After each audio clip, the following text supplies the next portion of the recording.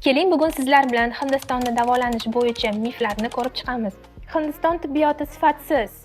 Yo'q, Hindiston dunyodagi eng sifatli tibbiyotlaridan biridir, chunki u yerda juda ham zo'r mutaxassislar mavjuddir.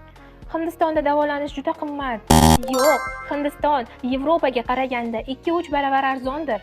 Hindistonda firibgarlar ko'p.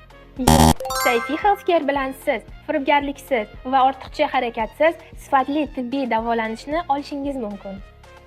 Hindistonda faqat oddiy kasalliklarni davolashadi.